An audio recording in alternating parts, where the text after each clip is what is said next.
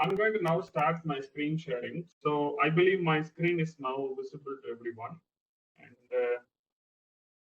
for safety's case, I've actually opened the real script which we have already built here. Okay. And I will be referring this for syntaxes if I'm making any mistakes. Okay.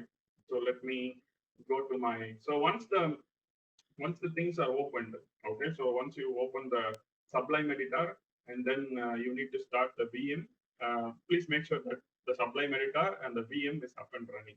Okay, so I'm going to first start that. So this is my Sublime. Okay, so I've opened my Sublime editor. Okay, so it will be in the 3-column layout. And then the next thing is we have to go to the Linux book from the SharePoint site. And then we need to start the VM. Okay, VM.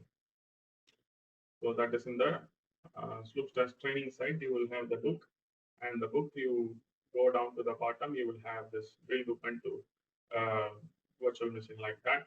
And here the commands are there. So I'm going to copy from here.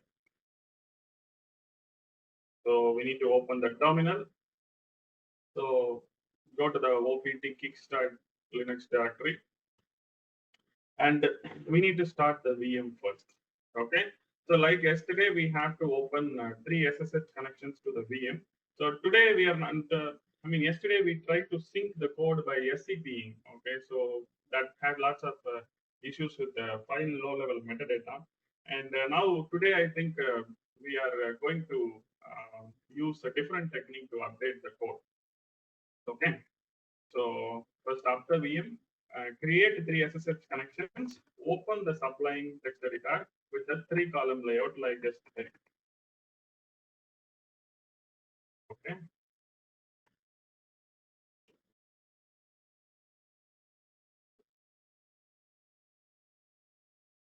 Okay, so VM is now up and running. So I need to take SSH connections. So 3 SSH connections, 1 and 2, okay, and then okay. So I now have 3 SSH connections to my Ubuntu server virtual machine. So I'm going to clear the screen and clear the screen and clear the screen. Okay. So just clearing all that. So you can see that my screen is clean. I don't need any connection to the host. We don't need to open the host things and all that. We just need 3 SSH connections to the VM because today we are going to copy paste the code into the nano editor and we are not going to SCP and all that. Okay, SCP, when you SCP, again, we need to use the DAS to Unix command to again convert the format. So it's we have to do it frequently and that's very tough. So just open it like that. And so I have 3 terminals now, 1, 2, 3. And then I have my Sublime code editor with the 3-column layout. In the first column, you have the Python. And the second column, you have the Ruby script. Third column, you have the Bash shell script. Okay. So yesterday's session, what we actually discussed in this place is we told that we have a use case where we will calculate the system telemetry information from a Linux machine. Okay. And for that, we are going to write different functions and we're going to write a CLI controller that will actually trigger the function. So this is the high level view of the script which what we are trying to achieve with our script. Okay, so yesterday we did the shebang and then we weren't able to do anything further. We added some description and all, but we haven't come to even the access control yesterday. Okay, so today I'm going to start from the importing and the access control. So the third step and the fourth step is what first I'm going to start. Most of the time, you don't need always the third step because in terms of Ruby and shell scripting and all, you don't need to really import any kind of modules and any kind of libraries and all that. Okay, only in Python you need to do this importing or loading of the modules. As of now, for this script, there is nothing to import and load for Ruby and Bash shell. Okay, so this is access control, fourth step. So we're going to fairly touch this third and the fourth step. Okay, so now you guys have to see my screen. Okay, so in order to have a good coding experience, what we need to do is you need to have to see my screen and type. Okay, also if you can see my screen and type, you will be able to come along with me. So now the first thing is in the Python, I'm going to start with commenting of this code.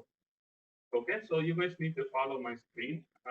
So basically, I'm commenting my code here. Okay, we don't want the hello world and all that. Okay, so what we are going to do here is after the description, I'm going to now write the access control thing. Okay, I'm going to write it in the Python. I'm going to write it in the Ruby. I'm going to write it in the shell script. Okay, so first you watch how I am doing, and then you try. Okay, I will copy paste at least the snippets instead of putting everything. I will copy paste the snippets in the chat. If you feel difficulty, you can copy paste from there. But I would recommend you guys to type in the first couple of hours. Okay. So first listen carefully, watch my screen, and then do it. Okay, first watch. So I'm going to now write the step number 3 or step number 4. Okay. So basically, I'm going to now first start with the fourth step, that is building the access control. Okay. So I'm going to say only allow root user to execute the script. Okay. So only root user alone, I just want to allow to execute the script. I want to block all the other users. Okay. So that's what I'm going to put in all the 3 places if you see here. Okay. So first complete that, type a command and saying that only allow root user to execute the script and block all other users. So just write it. Now listen carefully. So I'm going to now have something called as a conditional statement in Python. I'm going to do the similar thing in Ruby. I'm going to do the similar thing in Bash also. Okay, if you see my screen now, please watch my screen. I'm going to use a conditional statement. What is a conditional statement? Okay, you have lots of tutorials and things and all that in the internet. You can check out all that. Okay, basically, an if, okay, if else statement is what I'm going to write. Okay, whenever you type if, okay, in this Sublime text editor, you can see the syntax highlighter or the syntax autocomplete feature work. So it will show that something like this. When you type if it will show what is that syntax is all about. Okay, so if you click this one, you can see the syntax is constructed. You see, similarly, if you go to this Ruby program, if I type if, and you can see if and syntax is there, or else if else end is there, I just click it, you can see here if else end is there. And if you go to the shell, if I type if, you can see if, I mean, this is the way how it ends. So you can, when you click that, it will write it like this. So in Python, you don't need to master syntaxes always. So I also don't master it. If you ask me, without looking into something, I do not know the exact if syntax of a Ruby. You might confuse it with the Python. It's not possible. Okay. So this is how you have to first form the syntaxes. Okay. You see here, when you type if, and then again I come back if, and then hit this one. You can see this is auto populating. Okay. Similarly here also, say if, and click this else end. If else end, you see this thing. You can write it with your own hands itself. But I'm just saying this is why we use a code editor. Okay, these things you can't really do well in the Vim and Nano editors, and that's why we have to have a code editor or an ID in place. Okay, so you use the editor's the syntax auto-completing population mechanism to simplify your job. Okay, so no one in the world actually remembers all syntax. It's a myth actually. It's not possible. Okay. Now, so I'm going to construct the this logic. What I told is I'm going to allow the root user and block all the other users. Okay. What I'm going to do is I'm going to say, okay, in Python, there is a method. Okay, I will show it in the real code, which we already have. Okay, you will then know. Okay. So if you see here, I have opened the real script. Okay, which is written with a very proper constructed manner. Okay, this is what we are going to replicate now. Okay, one by one process we will replicate, so you will know.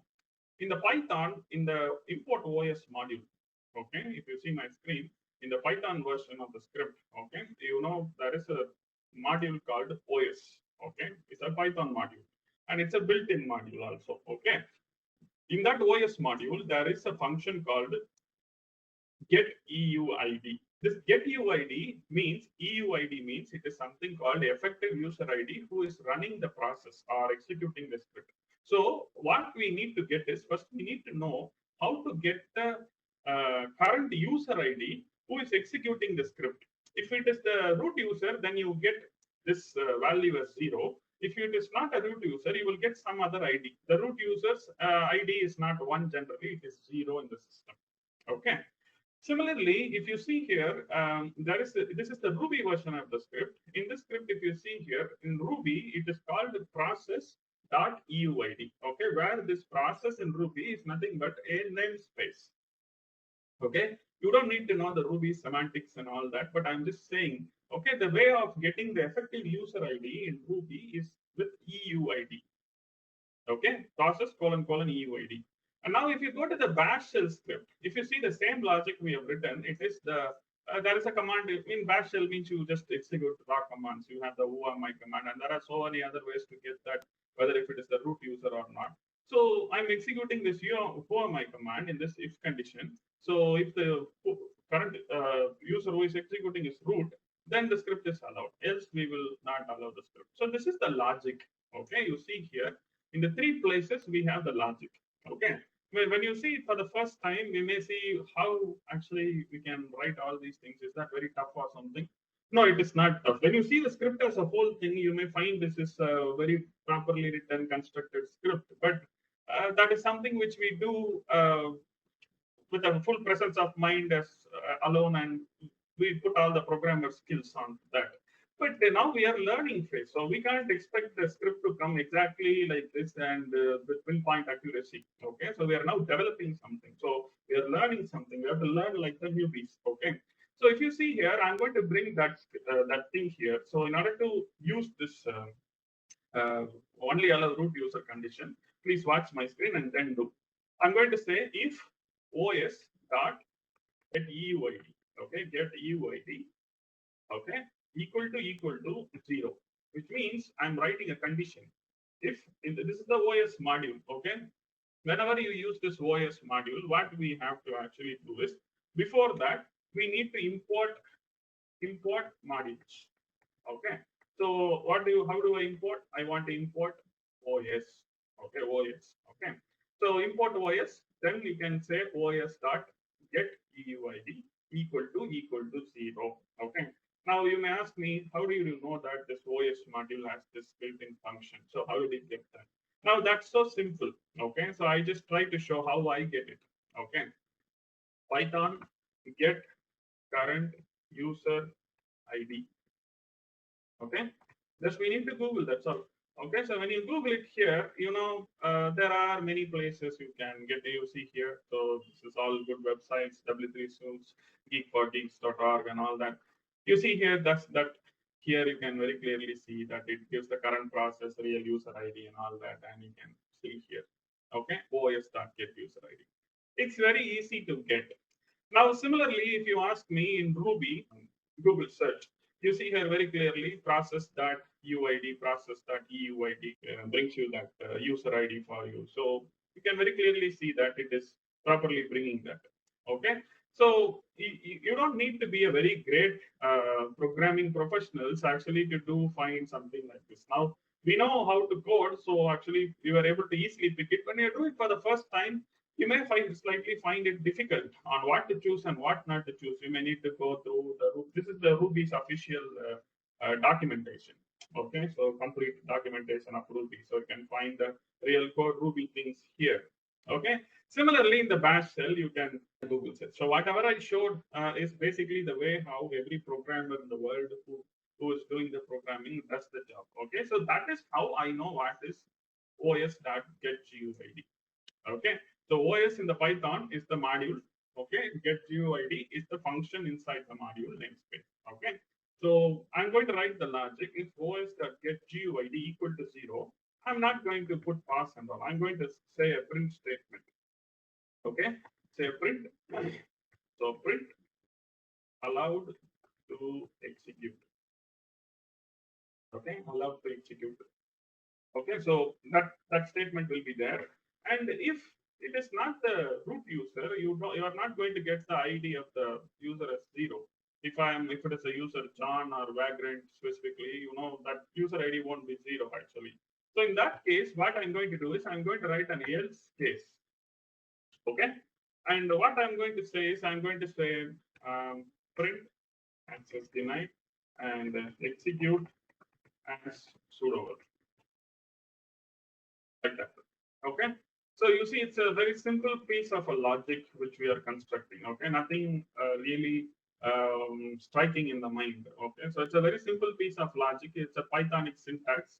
So we have now the os.getUID. If it is 0, then you are allowed to execute it. Okay, so that print will come. If it is not root user, then it will say access denied, execute as a sudo word, or maybe root user. Okay, so this is the first statement we have to write. Okay, now I'm going to mimic this logic, and then now here I'm going to do the similar pattern for Ruby. Okay, so in Ruby, what we searched in the Google is, we have something called as process dot EUID. Okay, so EUID, EUID. I think it seems. Let me check my code. In the Ruby script, it is process dot EUID. Okay, copy and just putting it here. So where process is the class, or and this is the method, or sometimes there will be namespace, class, and method. So like that, there are many conventions in Ruby. As of now, that is not needed. Okay, so I'm going to write the same thing, logic. Okay, so here you don't need to put the colon and all. So process EUID equal to 0. I'm going to write a print statement that in Ruby also we have print. That's puts is there. We use the print. Okay. So print, you need to put the double quotes where you need to say allowed to execute. Okay. Always you need to have a slash n in the end, backslash n, because you need to have a line break, because otherwise it will just flip with the terminal's output. Okay. So it will prepend with the terminal's output. So it will be clumsy. So here I'm going to write another thing. So access denied, execute. I'm just copying the same statement. We don't need to type it always. Okay, so just copy and paste, effective copy pasting. Okay, so this is the Python version, this is the Ruby version, and Bash shell scripting. Okay, so here you see we have the condition and all that. So what we need to do here is we need to have a razor sharp eyes. Okay, even if you miss some small thing also, you see, because it's code. Okay, small dot or something can cause error. Okay, so you have to clearly see what I'm typing, and that's why I'm maximizing the width of my screen. Even I can, this is the maximum width I can have. Okay, so very clearly. Now I'm going to do the same logic in the bash shell script. Okay, so I'm going to remove this one. So what I'm going to do is I'm going to say there is a command they may use in the Linux session called who am I, which will give you which is the or who is the user currently operating in the shell or executing the command like that. So in order to do that, okay, you need to have this backticks. If you want to execute a command, real shell command embedded inside a bash shell script, you see here, you need to use this backtick mechanism. Okay, so bash shell scripting offers these kinds of features. Okay, and you can find the backticks. Backtick means, in the system there's a tilde symbol. In the tilde symbol, you get that. So the backticks called backticks. Okay, backticks, you can embed any kind of a command inside the backticks. So the shell script will process the command and get the output and just utilize that. Okay, so what I'm going to do is I'm going to say who am I. Who am I is a command in shell command in the next. Okay, so who am I returns who is the user currently executing the script or the command or whatever it is. Okay, so who am I equal to what I'm going to do is say root. If who am I's value is equal to R over the root user, then I can allow the guy to execute the script. Okay, else I have to deny. Okay, so I'm going to now write it like print. Okay, bash also print is there. So I'm going to say allow to execute. Okay, and with the backslash n, we need to complete it. Okay, and if you see here, I mean, the standard syntax autocomplete mechanism in Sublime for bash shell. If you put if means it will just complete with F5. So that's the end of it. Okay, but we need to have an else also, else statement. So how do you have else? You can have it like else. Okay, EL, I think it's ELSE. Let me check the syntax. Else dot or. like I just check my syntaxes because sometimes here when we do in 2, 3 things, else, okay, else is the syntax, okay. So else we need to have print access denied, access denied. You can type your own message if you understood the logic, okay. So execute as I just copy the same message and put it here, okay. So this is how the, I mean, I think here you can comment the getting hello world and all that. It's not needed. I think you can even remove this one. I think that's for print statement I've given. I think we can remove and make the script with clean. Okay, so we don't need this hello world printing. It's just for trial and just put it like that. Okay. So now the script looks very clean. So you can find, and I've written a very simple, logical access control check. Very simple. Only sudo user, sudo work, or a root user can execute this script. That's all. No one other can actually execute this script. So the same logic, if you see here, I've constructed in the Python. Now the same logic I've constructed in the Ruby. The same logic I've constructed in the shell script. Okay. So now once the three things are done, you see we have the Python script, we have now the Ruby version, we have the shell scripting version. So after this, what we need to do is we need to go to the VM. We need to see whether the script is executable or not. Okay. So yesterday, what we have done is we tried to sync it with SCP, and we had an issue with the DOS to Unix conversion. The file low-level metadata didn't allow us to find the shebang and interpret it. Okay.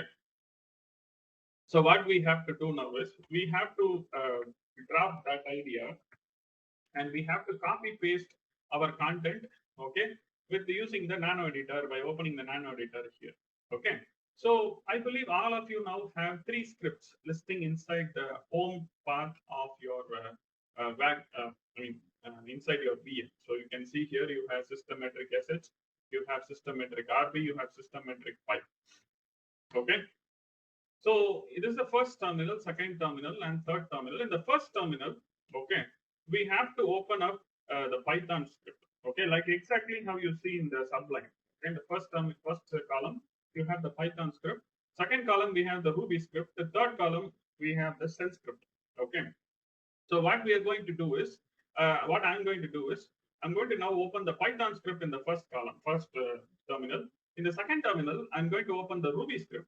And the third terminal, I'm going to operate with the shell script. Okay, before doing anything in the first terminal, you need to use this arrowhead symbol.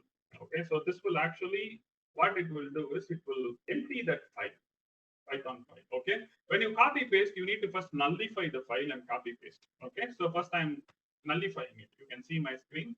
You need to use this symbol. Okay, in the second terminal, I'm going to use the symbol and do the same for Ruby script, RP. Okay, so that will empty the file. And in the third terminal, I'm going to do the same thing for the shell script. Okay, so by this, all the 3 files which I have is now empty.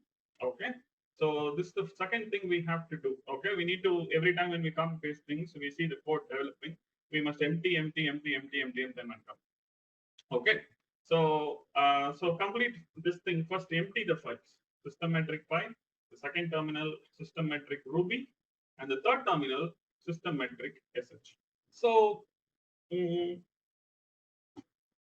after doing this, okay, this basically it's a you write a null to the file. That's what it means actually. Okay, so in the first terminal, you are going to operate with the Python script. So what's the command to open the nano editor? So nano system metric dot py. Okay, so you open it, and the second terminal, what do you do? Nano system metric dot rb. Open it. Third terminal, nano system metric dot sh.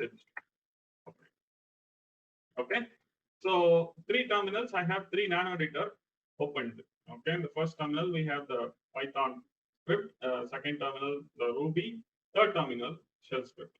Okay, so what you need to do is we need to now copy paste what is there from the Sublime. Okay, so this one, Control A, copy and paste it in the Python.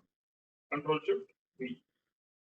The second terminal, I'm going to copy Ruby, paste it here. Okay, and third terminal, I'm going to copy and then paste the shell script here. Okay, so this is the shell script. So how do you save it now? You save it in the nano editor. I know all of you have nano editor commands. So Control X and Shift Y, enter, save. Okay, here also Ruby Control X, Shift Y, save. Okay, Control X, Shift Y, save. Okay. Now, whatever I have done in the Sublime editor, I have now copy pasted here into my script inside the VM, and now everything is saved.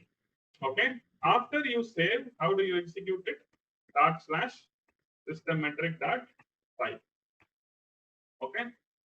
You see, I get the error access denied execute as sudo Python script, and the shell Ruby script backslash system metric dot rb. Again, same output. Access denied, execute as sudo Ruby script. And then you see here the bash script dot slash systematic dot sh.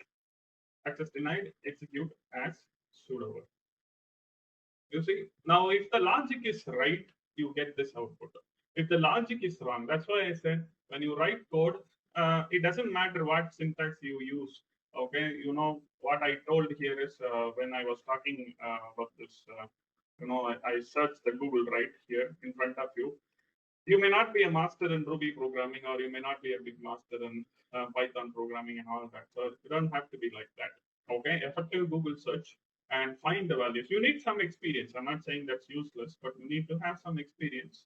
And when you are doing 3 or 4 scripts and all that, you learn through it. Okay, and then finally, when you Google search something, you very easily, you get into something. I mean, you get the exact thing. What I mean, logic is same. Okay, only thing is you need to know what is EUID and or UUID or something, UID or something. So small differences is what will be there in all through the 3 logics we have built.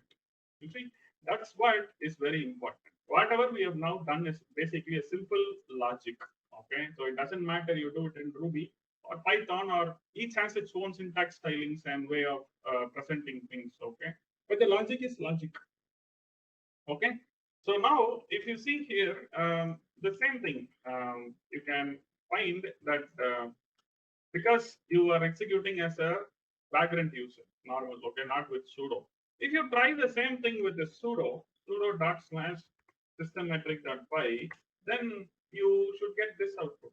Basically, allowed to execute. If you go to the Ruby, you can say sudo dot slash system metric dot rb.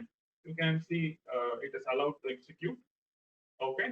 And if you go to the bash shell script, you can run the same command with the sudo system_metric.sh. You can see allowed to execute. You now see the difference when you run a command or a script or a program as a sudo with sudo in front. What does that practically happen? We learned in the Linux session. So as I said, Linux is what we are playing here is basically Linux. Okay, it's nothing to do with Ruby or Python, or nothing to do with the shell script also even.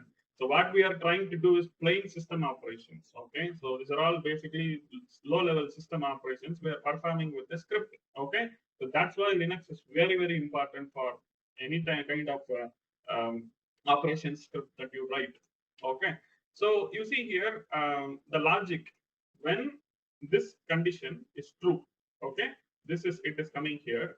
When this condition is not true or false, it is coming here. Same logic here, true or false. Whatever you see, this is why we call this as conditional statements, because it depends upon whether the condition is true or the condition is false. There is nothing like in the middle. Okay, either true or else false. That's all. 0 or 1. That's all. Okay, binary. So there is nothing like a middle statement. So when you see this condition is true, it will execute this one, or else it will go to this one. It's the same logic altogether every place. Okay, given the operation we have done is the system operation by getting the low level the effective user ID who is executing the process. Okay, so there is nothing really to do with the Python, Ruby, or shell script. It's all just low Linux operations, low level Linux things. That's all. We are now writing it in the code. That's it. Okay, so this is how you parallelly start coding in 2-3 realms. Okay, what I am trying to prove here, what is my intent on this programming session is, I'm just trying to tell you that it doesn't matter whatever whatever programming language you use, each programming language has its own syntax types and all, but the given logic has to be strong. Okay, logic is one logic only. You see, this is the same logic, this is the same logic, but the programmings are different. This is the only important thing that people fail to understand, because people think programming is too tough. Okay, but given if you understand the logic points very clearly, then I think it's all nothing but copy pasting of the syntaxes that will do the job for us. Okay, so this is the first important thing to learn. Now, this is the access control. Okay, we have now done. Now, the next thing is we are going to write the functions. So, how do we write the functions inside the script, and how to call the functions with the controller? Okay, because that's a place where the business logic actually sits in. Okay, or code logic, or whatever you call. Okay, so now we are going to go this step. Okay, now we have implemented the access control, the fourth step, and sometimes we need to implement the import the modules and things required. Third, fourth step we have done. Now we are into the sixth step. We don't have the fifth step. There's no necessary for it. So sixth step we are now in. Okay, and then we go to the seventh step. Okay, we are now going to do what?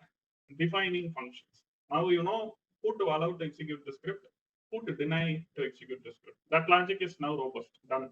Okay, so you don't need to worry about it now.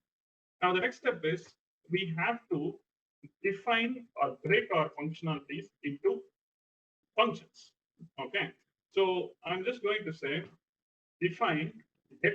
Okay, so we are going to operate with telemetry information. Okay, yesterday I told telemetry information. One of the telemetry information we are going to operate here standardly is load, memory, storage, and all that. Okay, so I'm going to now first create three functions. Okay, in Python, if you type def, def, okay, def means it says that it's a function. So you have the syntax here. Okay, so you need to click function.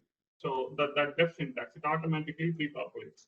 Now, if you go to the Ruby, okay, so we need to type same def, okay, and then you can see def end this one. So this is the function in Ruby. And then if you go to the shell scripting, I think shell doesn't autocomplete if I'm not wrong. Okay, so function, okay, that doesn't come, but I just try to write it like that. Function, um, function name. I mean, I myself writing it. Okay, function name. Okay, so this is the Pythonic styling of opening up a function. This is the Ruby styling of syntax styling of opening up a function. This is Bash styling of opening up a function.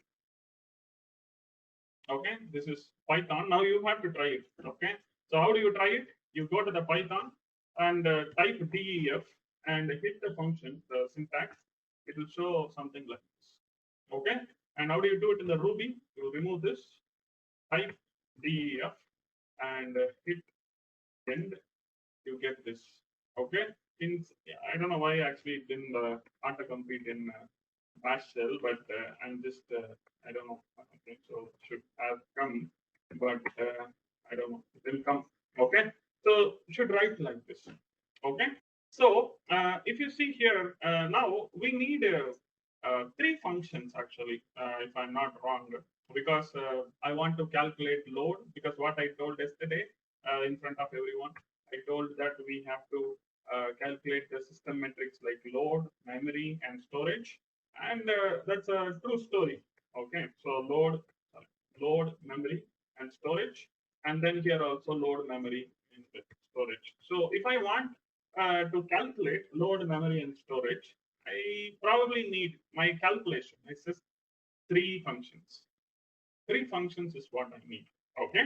Now we need to have the knack of naming a function. See, I'm going to name the function. Like if you see the green color thing, right? The function or something, we need to remove this one. Okay, so we need to now name the function. So what's the best possible name? Now you can give your own name, I can give my own name. Okay. When you write code, okay, when you write code, the code must be fairly understandable by the other person who reads it. If you write a code which is understandable only by you, then we are not the best programmers. Okay, so when we write code, the code must be like a poetry. Okay, so So I will show some of the examples of the people who have written code with us. Okay, so if you see here, I just want to show one small script. You can see the coding standard. Okay, you see the code. When I click the code, how does the code looks here? I just reload it. Okay, so this is the VM, the same in the Kickstart Linux file. So you can see here function, init function, validate OS name, validate hypervisor, validate architecture, validate OS edition, validate OS start, stop, SSS. You see, this is all the functions is there in the class. It's a Python script only. Okay, it's written as a properly CLI and all that. But you see the way how the code is constructed neatly, like methods or maybe classes and methods. You can see here the functionality of the code very clearly. Okay, this is how we try to simplify the life of others. So doesn't matter if you are even from a non-programming background. Okay, you still will be able to read the code. So which means you have a very proper um, description. You have a very proper uh, structuring, naming, very clear, validating the hypervisor, validating the host name, validating the architecture, validating the edition, validating the host OS. So it's a very, very clear construct. Okay. I reviewed some parts of the code and I told to change the namings like this. That is true. But the thing is, you can see how beautifully it came. Destroy the VM provisioning. It's all the Python bindings for background. That's what is in this VM manager script. Okay, it's written as a neat CLI. You see, this is how we have to write the code. If we are going to become a top class programmer, we have to make the life of other people simple by effective commenting, descriptions, effective namings, and all that. So it becomes very easy for effective. You see here the structuring, the shebang, the coding standard, and the encoding is UTF-8 code, and you can see uh, the description of that, and you have so this is the standard we throughout have in all the codes that we prepare in product or open source or things and all that. So what I'm trying to say is we have to make other life simple. If you see this code, you can, as a new person itself, you are able to learn it. Means we have to make it in that way. Okay. How do you make it like that? You give good function names, good naming conventions in programming. Okay. That's when you become a better person. Okay, in programming. So I would say that I'm going to give it like get um, mm, system what load would be the best name. In fact, in the actual real script, if you see here the properly tested version of the script, you can find that I've just kept it like load memory for simplicity of. I mean, in terms of simplicity, I went like that. But I would recommend the people to use it in this way.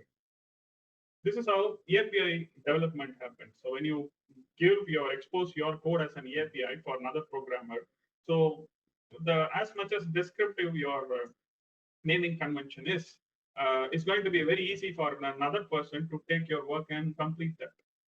Okay, so we must not always have a thinking that no one should understand my code. If that is the case, then we are not progressing as a company or a team. Okay, so you see here get system load. Okay, and get system load like that we need to have other function. Okay, so type def function and then you say get underscore system underscore what is it memory. Okay, and then we need to have another function for because then we have another telemetry data called storage metrics. Okay, underscore storage. Okay, like this. How can you guys type this like that? I mean, you have to use the syntax. You have to use this one. So you have to have the knack of opening up a function like with editor support. That makes your life simple. Okay, because you will not leave this open brace, close brace, or colon and all that. Sometimes we leave this and get unnecessary syntax errors. That waste of time. Okay, so like that, you have to open up on Ruby also. Okay, so I'm going to open up on Ruby now. If you see here, def method name. What's the method name? Get system load. Okay, so Ruby's syntaxes doesn't need you to do this. I think let me verify if that is fine. Okay, I just may forget it. In Ruby also, I think you can do it like that. But without that also, it will work. Okay, Ruby is a very developer friendly. Whether you put it like this or don't like this, that works actually. It's a valid one for me. Okay, but I always I started my developing programming things with PHP. So PHP is very strict like C. Okay, so sometimes so it follows the proper closing delimitations and all that. So I always have this habit of opening and doing the PHP space. So that's why. Okay, so define system load and then def you have to get system memory. You have to type it. Okay, so don't expect to copy paste. Type it. Get system storage. So you give your own names. Okay, so I'm not against that. And okay, so I have now three functions. Okay, in the Ruby. Okay, three functions opened up. Okay, similarly, I'm going to do the same thing for bash. Okay, function get system load. Bash doesn't autocomplete. I don't know why. So open it. Here the scoping is based on flower braces. Okay, flower braces. In Ruby and Python, you don't have to say the scoping based on flower braces. Okay, but in Bash you have to use the flower braces. It's a C PHP styles. Okay, so C program styles. Okay, so like that we have to go type function get system memory. Okay, open close. If you type open brace, automatically it will close. Press enter, then it will come here. Okay, so that's how you open the function scope. Function get system storage. Okay, and open brace, close brace. Okay, so now you see I've opened up functions on Python and then sorry in Ruby and then in Shell. Okay, so now if you see here the system load. Okay, every time you see here, sometime back I told if you it's not just naming the method and the function, but what we need to actually do is we need to write a comment over it. Okay, so what can be the best comment you can get? So you can set say get system 1 minute, 5 minute, and 15 minute uh, system load average like this. It's very easy to write it like that. If you because I'm in a 3 column layout, I'm just breaking my description into two lines like this. Okay, so and then what's the other thing I'm going to write? This function is going to get free, used, and available system memory. Okay, you write your own description. You need not to copy from me. So get free, used, and available system storage. So this actually looks like a very comfortable description. Anyone actually can learn from that. And very clearly, I can understand what the function is all about. Okay. So I'm going to copy paste this. This description is not going to change. It's not like a syntax. So I'm copy pasting it here. I'm copy pasting it here. Okay. And this also I'm just copy pasting, copy, paste it here, copy, paste it here. And this also copy pasting, copy, paste it here, and copy, paste it. That's all. Okay. So you see, only the syntaxes you may not be able to copy paste because Python syntaxes are a bit different, Ruby's is different, shell scripting is way too different. But the description and all these things, you can quite comfortably reuse that. You don't need to sit and type. Even the print statements, use the text here. You can copy paste it because that doesn't not going to drastically change. Okay. So now we have the function construct here. Okay. So this is what we call as function definitions. Okay. You see what we have now done is the function definitions. Whatever we have done here is the function definitions. Okay. So this is also what we call as function definition. Now we don't have anything great inside the function, great logics inside the function, but this is a empty wrapper. Okay, function definitions. Okay, so now according to the Obsidian's view, what we have The function calculates system load, system memory, system storage. Maybe I haven't went through this naming conventions, but because that will change based on the flow of the execution. But I'm probably trying to do something similar to this. Okay, so now this is all empty functions. Okay, we need to know whether how to run this function or how to execute this function. Okay, in the college days and all, you may have heard about function declaration or function definition and function calling. That's most of the time, most of you have learned that. So what this means, okay? What we have now defined is what we have now done is we have defined functions or declared functions, okay? But that doesn't mean that function is going to work just like that, okay? So how do we call the function? How do we call the function? We call the function by doing something like this. You see here, this is the function definition. Okay, it's function definition. What is the function calling? Function calling is like, suppose I want to call this function system load. Okay, I call it this way, get system load. When you type itself, get it will autocomplete load. Like this is what we call system calling function. Okay, so what this means now? This means defining function, and this is calling the function. Okay. Similarly, in Ruby, if you ask me how do you call the function, now we are not executing it, okay, because there is nothing to execute. It's empty functions. So in Ruby, calling function, you get system load like that. Okay, this is Ruby. Okay, so how do you do it in the Bash? This is defining function. Okay, how do you do it in the Bash? So calling function, get system load. I think here I'm sure that there is no need for open braces. I mean brackets, curly brackets. That's all. So this is how you call a function. Okay, you call a function, you call a function. This is all defining the function. In the college and all we learned, right? Sometimes people forget those basic lessons. So function definition is this, and how do you call the function? You call the function like this. Calling with arguments, calling with references, that another is different story. But just this idea we have to be clear. You can define 1,000 functions, but you may call only 10 functions. So what about the 990 functions we have written? It will be there, loaded into the memory, but will not execute. Until and unless you call a function, the function's code logic will not execute. That's why this is basically an encapsulation mechanism, which you can have your small code snippets inside that. That logics will not execute until and unless you invoke it. Okay, so calling function, invoking function, and whatever it is, the terminology I use, I'm meaning that I'm executing a function.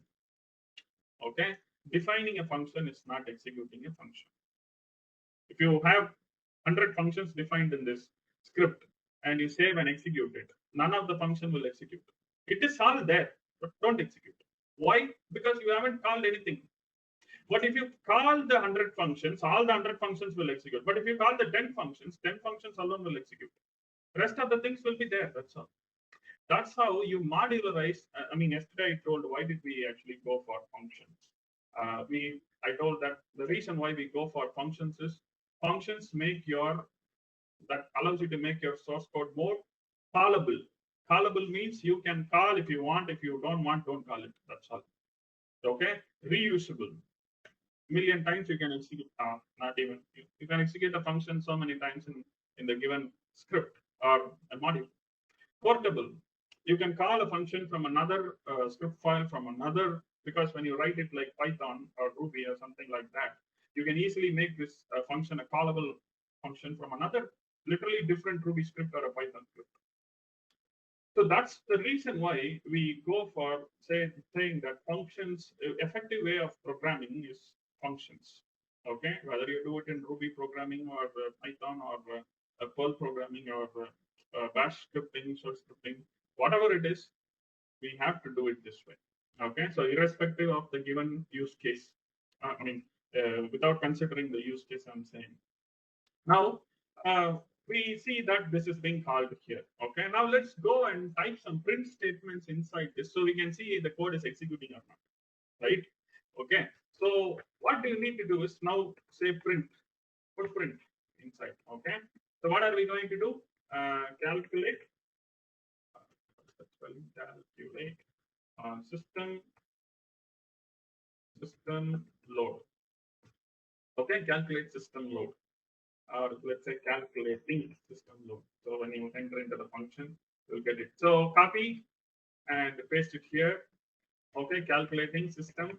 Remember, you type by your own. Okay, so don't expect to copy paste. Okay, so type by your own. There are a few things we have to copy paste because syntactically tough, but these things you can type. Get storage, get system storage. Okay, print statement. Similarly, I'm going to do the print statements here. Get system load. So have always hit the tab button to indent. Move here like tab, tab, tab. Always tab is important. So print calculating system load. Okay. So calculating. We can have a couple of dots. So and then put a backslash in. And similarly, I'm just copying that and I'm putting it here. Calculating system load, and this is calculating system memory.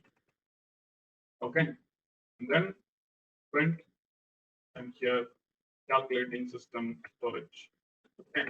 So this is the way how you write it. Okay. So I think we can put 3 tabs here. So which means it's like loading. So it looks like. Okay, so calling the function, only one function I've called. I have 3 functions. Okay, only one function I've called. And you can see here also I'm calling the same system load function. Okay, and then you can find here I need to add a print statement, print printf. Okay, calculating the system load. I'm just copying the same text and populating here. Okay, calculating the system memory. Okay, and populating here. This one calculating the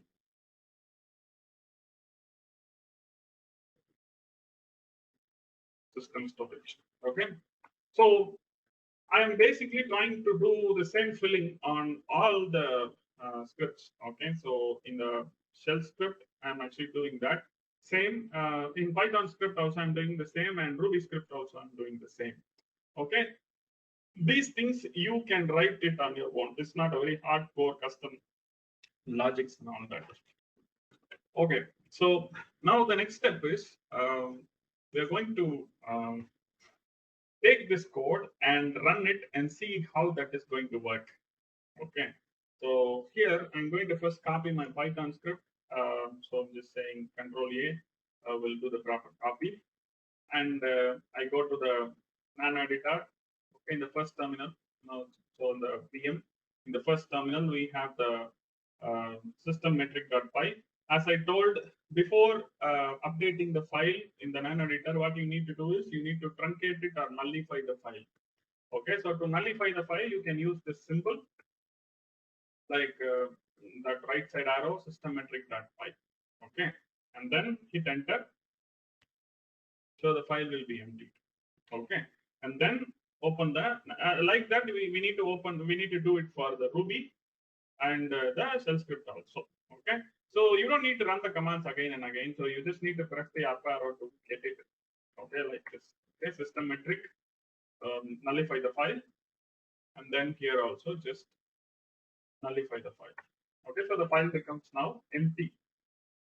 Then go first terminal, add the nano script, sorry, add the Python script, nano systemmetric.py, and I copy pasted the Python. So I'm just going to say Control Shift V. So I get the script here. Okay, and similarly, say Control X, Shift Y to save it. And in the second terminal, say nano systemmetric RB. Okay, we need to copy the Ruby code from here. So copy and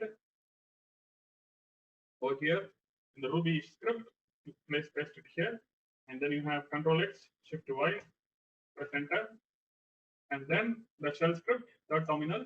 So open the nano editor, nano, systematic data set, and then what do you do? Go to the Sublime, click here, copy the code, shell script code, and paste it here. Okay, even you can right click and paste also. That works fine. Okay, and Control X, Shift Y, enter. So you have now saved all these three things. Okay, three things you have saved. Okay, so Python, Ruby, and Shell. So what we need to do is, we're going to execute the sudo system metric dot py. Okay, so that is a command to execute sudo system metric dot py. You can see it says allowed to execute, and it says calculating the system load. Calculating system load. We have three functions. Three functions we have defined, but how many functions we have called? Only one. So only one function is now being executed. So let's go to the Ruby and say sudo /systemmetric.rb. Now you see here allowed to execute, and then you can find calculating system load. How many functions we have in Ruby? Three. How many functions executed? Only one. Okay, that's the difference of calling and defining. Okay, and now you go here and what do you do? Run shell script. Okay, allowed to execute, calculating system load. How many functions we have in shell script? Three. How many functions executed? Only one. Called only one. Okay, so this is the difference between the function definition, what we have done here. Okay, defining, you can define 100 function also, but it doesn't matter. If it's not called, it will not execute. Okay, so you can very clearly see it's now printing this statement. Why this is not coming and this is not coming? Because the function is not called, so it doesn't come into the function. Whatever logic you write within that, it is not going to be executed at all. Okay, so this is how you define functions, and this is how you call functions. Now, you see, I'm going to now construct something like a command line interface. I'll tell one thing.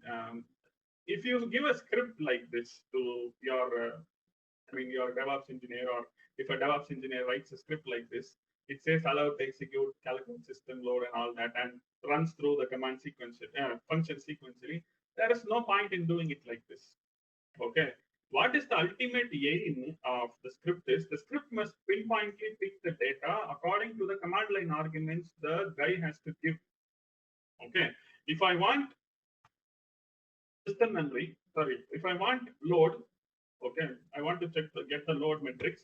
I want load metrics. If I want to get memory metrics, I want to get the memory metrics.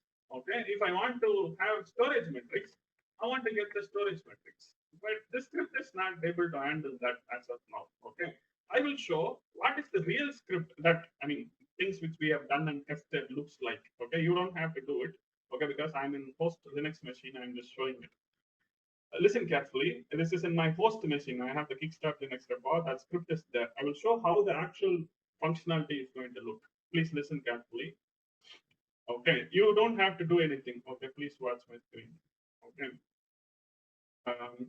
I go to the script directory. Okay. So let's say sudo script Python. Maybe let's say script shell on the system metric data set. When you run the script, okay, plainly, you see the script is now properly showing a string output. That is, you need to use the script like /system metric sh. You need to give arguments like whether load or memory or storage. So that's how the script works. If you just plainly hit the script like this, it does not work. So it was very clear information there. Okay. Now I'm going to give according to that output that is given. So let's say I'm going to give the memory. Okay. So this is an argument to the script. Argument 1. Okay. Maybe in the shell manner. Okay. So it is asking a question. So enter the usage category of the system memory. Yesterday I told when you give free memory, when you give free iPhone, and you give the use memory, what other one, free available cache buffers, memory, they're all metrics. Okay, so it is asking for an information, the script. Okay, that's now there in GitHub. So it's asking to tell what's the category. So I just say free memory. Okay, so and it is now outputting the free system memory is 7,772 MB like that. In my host machine, I'm just saying. So I'm just running the free -m command. You can see the result is fairly similar. Okay, if I want to get the load, okay, if I want to get the load, it will ask you information. So what's the time range of load? You want a 1 minute load or 5 minute or 15 minutes? Let's say I want to say 15-minute load. It says the average system load for 15 minutes is 1.70. So now you see the script is so intuitive. Okay, but what we have built here is not intuitive. It's just plainly executing. Okay, what is already done in the solve the case is very, very intuitive. Anyone can clearly use. You don't need to be a programmer to use the script. Anyone can run it and get the output what he wants. And if you ask for system storage, it will exactly pick, say I want the use to storage and it says 55. I mean, a small mismatch in the output, but you can see it's 55 GB is being used. It's not MB. Okay, small misinterpretation. So what I'm trying to say is the script is responding in such a way. If you ask for memory related argument, it is asking for some memory related thing. If you say load related thing, it is asking for load. If you ask for storage related metric, it is asking different response. So it is behaving in different ways. It is switching based on what arguments you are giving. Okay. And suppose if you give something like A, B, C, D, S, T, something like that, it will say whatever you are given is wrong, please use it this way. Now, what I'm trying to say is you do something like a foolproofing of the script. Okay, in the script that only the given arguments will be accepted, and it responds based on that. If you give something other than that, it doesn't bother. It will throw that please use the script in the proper way. Like this. Now, when you code, that should be very self-intuitive. For I mean, assume that I'm a manager without any scripting knowledge or coding knowledge. I just want to check, use the script. Okay, how do I use it? Will I be going to the code and saying what's the function is doing? Oh, I don't know anything about that, and I want to just use it. You have to make life simple for them like this. Okay, so if this is the case of our script, this is how it has to look in a this is how it's a ready script. Okay, production grade script writing and all. I don't say this is a big functionality, but when you make something at a production grade, okay, we have to do things like this.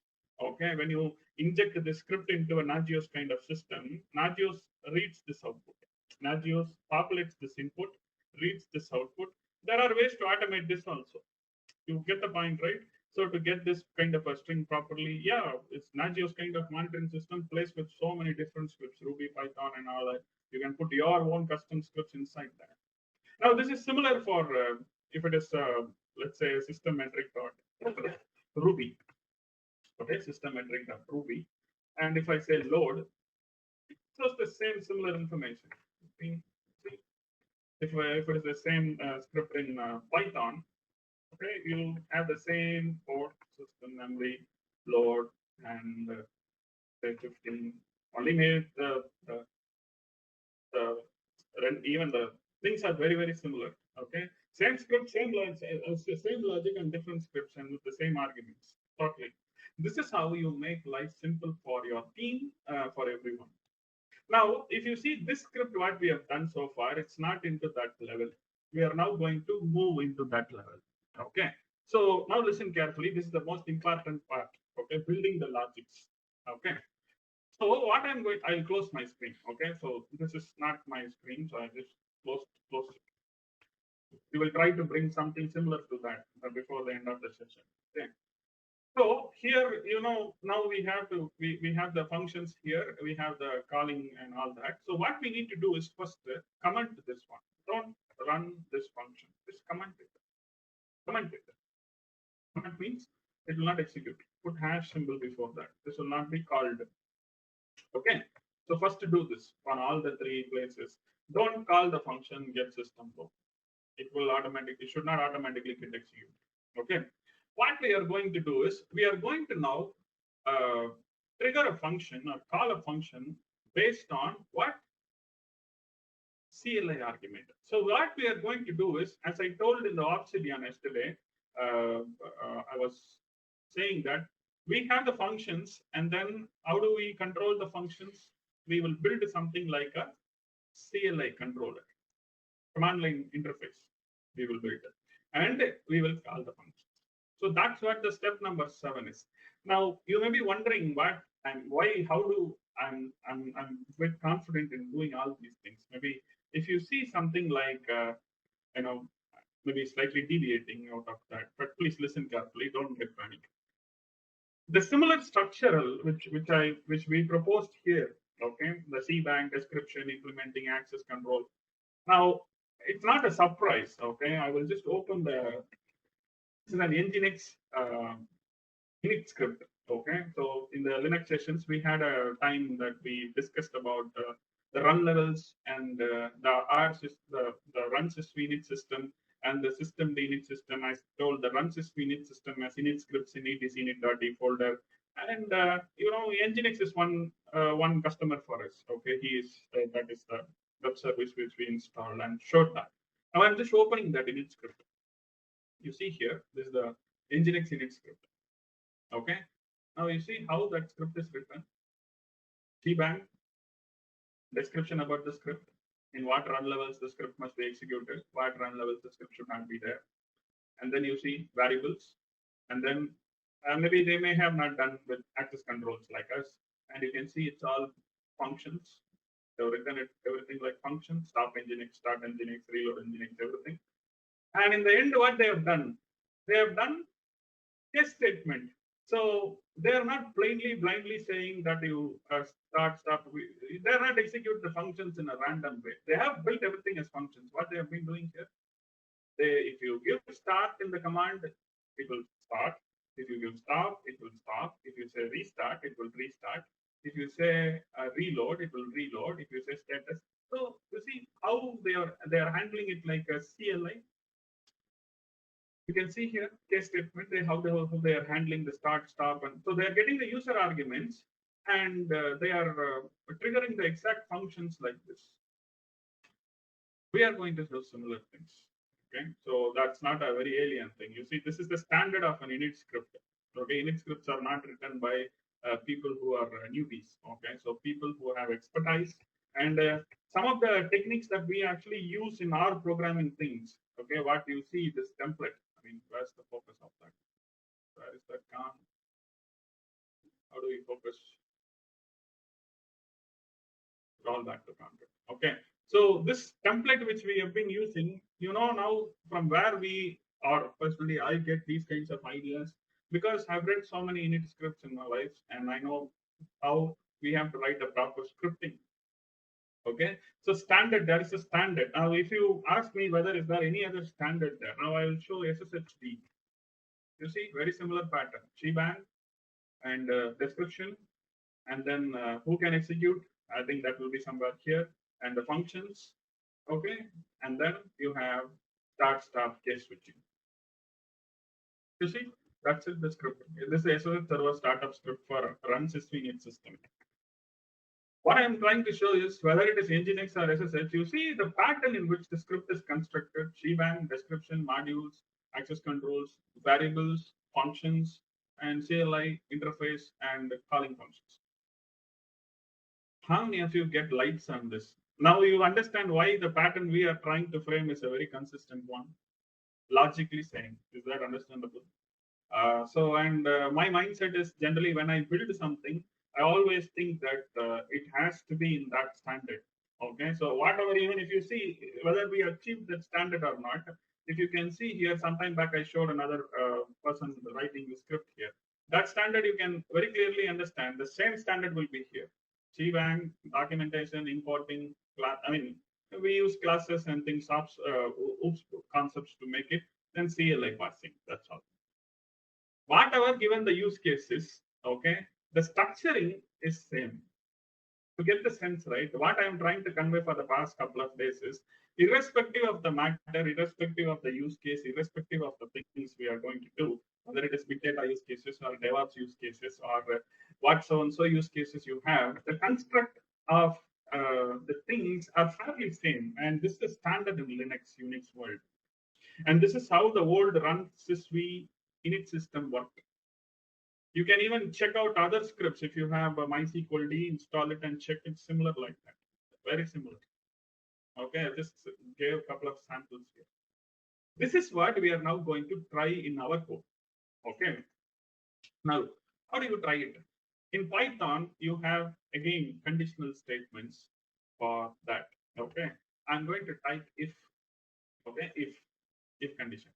Now you have three functions to execute. So your user arguments may vary. So you can't just sit with one if condition and then say, okay, that works. Okay, it doesn't work that way. You need to have a complex if condition, if else if condition. So in Python, there is no case statements or switch statements. Okay, so we need to go with if and else if. Okay, I will show how to do it. You don't need to panic. Okay, if else if, and finally an else statement. Okay, this is the syntax. Okay, you can type, but I would recommend you to please watch first and then type. Okay, so similarly, if you go to Ruby, Ruby has a case statement. Okay, case.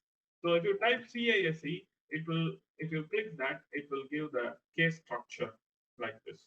Okay, and then you have to have the when conditions, condition like that. Condition, when condition.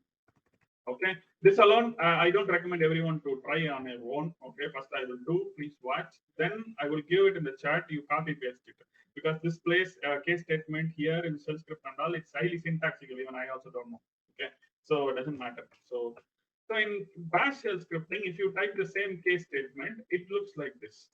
Okay, so you have a pattern, and then you have a pattern, and then you have a pattern. Okay, like this. So in Python, it is if else if else if else if else if else if. In Ruby, it is case when. In shell, it is case pattern, and then complete end.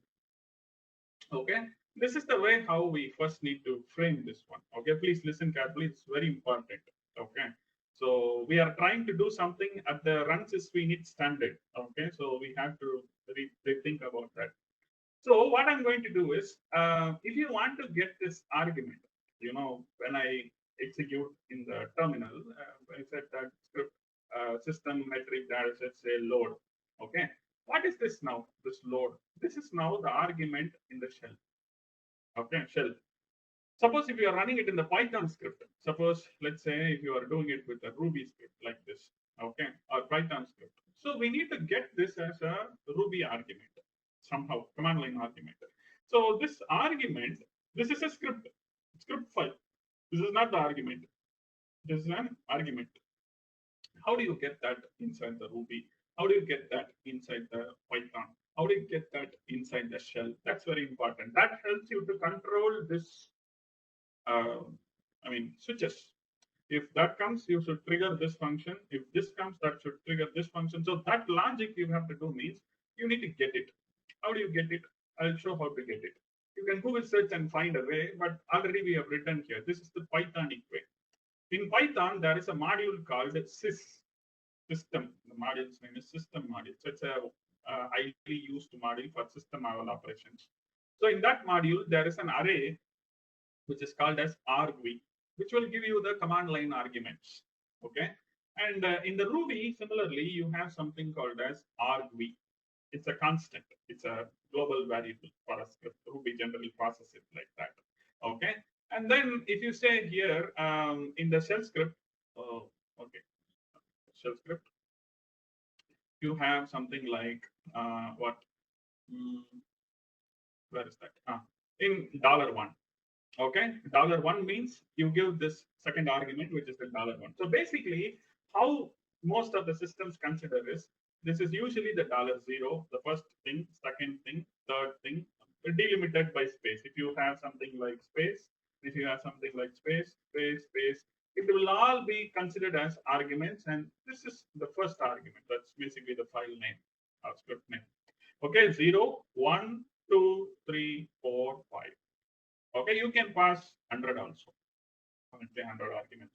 That's up to us. Okay, so this is how the whether it is shell scripting or Ruby scripting or Python scripting, whatever it is, whatever you give in the command line, like delimited with spaces, it will be considered as the arguments inside the script. Okay, so now listen the statement very clearly. Whatever you give with spaces like this, delimited by spaces, it will be taken inside the script as arguments. Okay, so now we are going to see how to get that argument. Okay, so now I'm going to practically go and check my code in Python because I'm not good at syntaxes. Okay, it's not possible. Okay, so I'm going to say if sysargv equal to 1. I just want this alone. Okay, so if sysargv equal to 1, this is a Python array. Okay, and this is the second element in the array. 0, 1, 2, 3, 4. We don't have the time to see all those Python array dictionary structures and all, but we are solving a use case. So here I'm going to say if the argument is load. Okay, I'm going to do what? I'm going to call get system load function. Very simple. Okay, simple logic. Here you called it unnecessarily, but now we are going to call it based on a condition. If sysargv of 1, this is a module, an argv of 1 is nothing but going to yield this value. If it is load, then we are going to call this function. Then if it is going to be sysargv of 1, if it is equal to memory, then we're going to call the get system memory. Okay, if possible, you can type your willing. Okay, then sys.argv, okay, of 1 equal to what? Storage. Okay, then get system storage. Okay, I think there is extra else if I just remove this. If 3 of these things are not correct, okay, if the user gives A, B, C, D, X, Y, Z and playing with the system, then what you have to say is say print